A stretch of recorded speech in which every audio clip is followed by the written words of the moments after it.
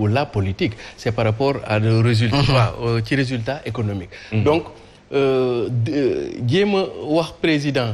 na def tournée économique bu mu def politique ce n'est pas comprendre les choses.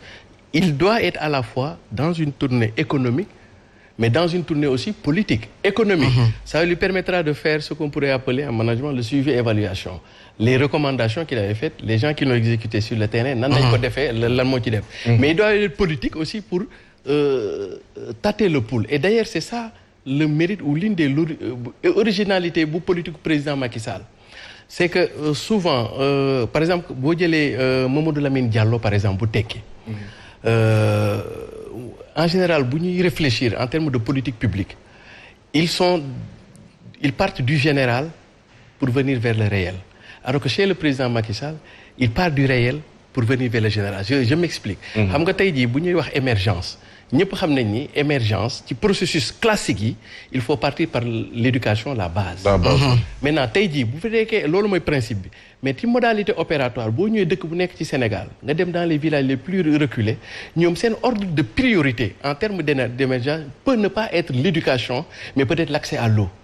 l'accès à l'électricité, le désenclavement. C'est pour ça, par exemple, dans la démarche du président Macky Sall, c'est tout à fait bien ça. Chaque 3 mois, muy dem ci tournée, ne serait-ce que pour mën a teg ce qu'on pourrait appeler un nouvel ordre des priorités.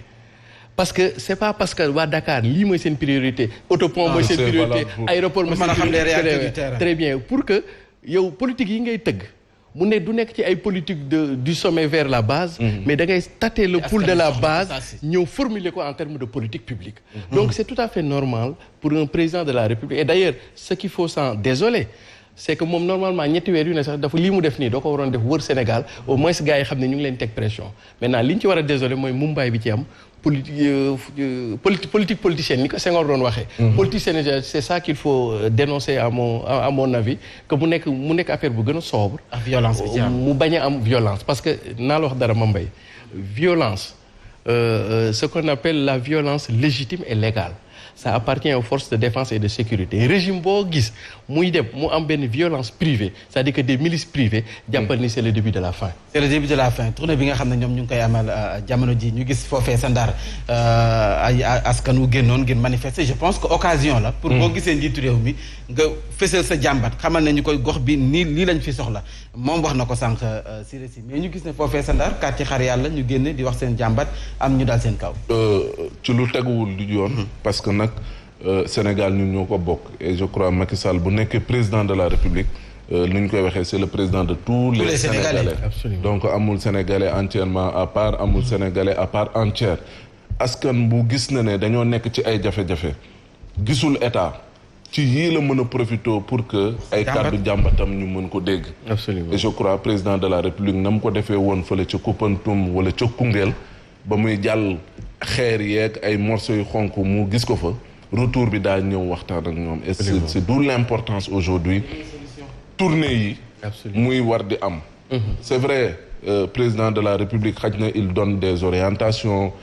joxe ay directives mais directives yi muy joxe mun na ñu bañ ko appliquer sur le terrain. Absolument. te boo nekkee président de la République gaa li la war mooy njëkk a xool nekkinu askan bi même bu fekkee politique kenn mënu ko ci lal parce que le moment choisi pour def tournée bi ça porte à équivoque parce que on est à 6 mois 7 ou 8 mois des élections locales yi nga xam ne jël na ko dina ko permettre non seulement en termes de réalisation mu xam ne lii diggee woon naa ko def nañ ko wala defuñu ko mais également dina ko permettre pour mu mën a tâter le pouls mën a xam kat lii may dem fan laa ci toll ak quand il s'agira de faire un choix kan laa war a mën a tabb pour mu nekk le cheval gagnant. Donc loolu yëpp def ci nekk loo xam te ne nii président da ko war a doxee mais ce qu'il faut condamner encore une fois moo dina ay population yuy jóg di ñaxtu war a jàkkaarloog seen président ne ko kat ñun lii mooy suñu problème ñu leen di brutaliser loolu mooy indi problème milice yi nga xam ne Bougane Gueye Dany mi ngi ko doon wax loolu mooy indi problème nervi yi nga xam ne gisoon nañ ko ci manifestation yi et je crois warul nekkee ci camp surtout président de la République ñu fay gis ñu lu mel noonu c'est vraiment regrettable parce que ñoom war nañ mën a ériger wu en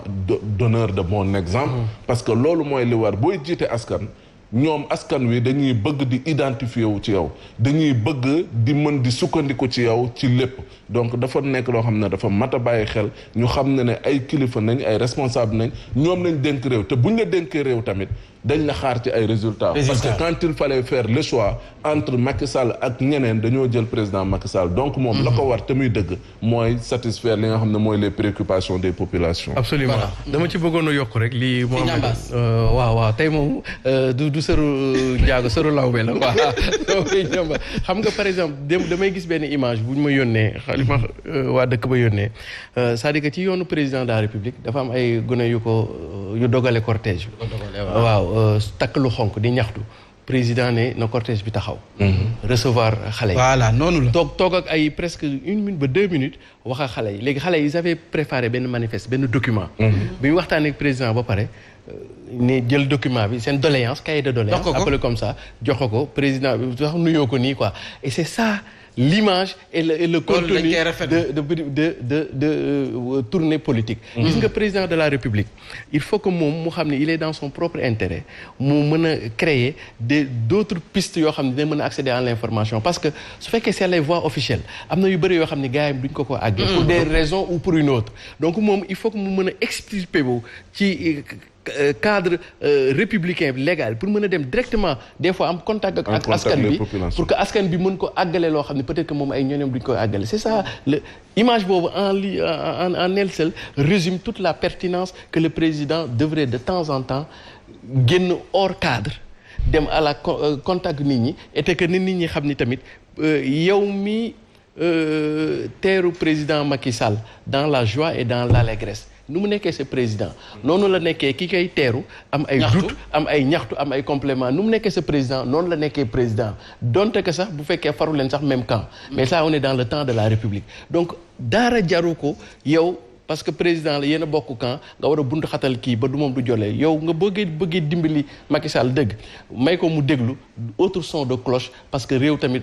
fondamentalement noonu lañ ko leer nga wax parce que da ngay gis ministre wala député bu nekk ci gox askan wa yaakaar la mais lépp luy ay jafe-jafe président Macky Sall du ko dégg ndax ñoom duñ fa def dara dañ koy nëbb donc askan wa occasion yi rek lañ mën a am saisir ko fësal seen ñaxtu te puis li nga wax noonu rafet la président Macky Sall taxaw fës kee ne waxtaan ak xale seen ñaxtu dafa naa ne loolu image bu rafet dañ koy rafetlu ñu jaajëfal waa marché central bu Tëngéej gis naa seen message ñoom ci boppam nee nañu ñi ngi xaar mafia monsieur le maire bu Guédiawaye El Hadj Ahmed Aïdara Pape Cheikh Pape Ndiaye ak Cheikh Ndiaye Gazelle marché central bu Rufisque voilà léegi ñu dem ci géej gi parce que waajur yi il faut ñu wax ak ñoom jamono ji ndox wàcceegul bu wàcc noonu donc géej gi dafay sàmbara am na nu muy mel xale yi da leen di yóbbu te tàmbali na sa Malika gis na duñ fa am léegi solution bi ñu bëri te démb jot nañ ko fi wax sax moo di ni ñu ko defee woon ci Covid bi bañ kenn fréquenter plage yi si yenn waxtu yi mën nañ pourquoi pas ñu def ko parce que jamono ji lii nii bu dakkul fu ñu jëm xale yëpp dañuy jeex. waaw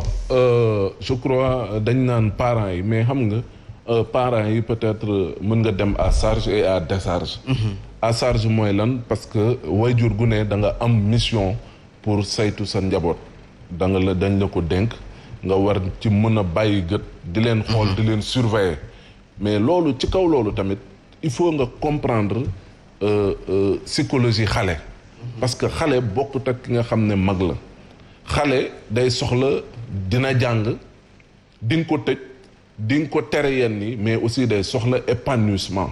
te épanouissement boobu noonu bu ko soxlaa bu jàppee ne moom ci kër gi peut-être amul cadre bu ko mën a may mu épanouir la muy gis mooy mbedd ma te bu gisee mbedd ma loolu mooy indi fréquentation bi nga xam ne nekk na ko ak ay xaritam indi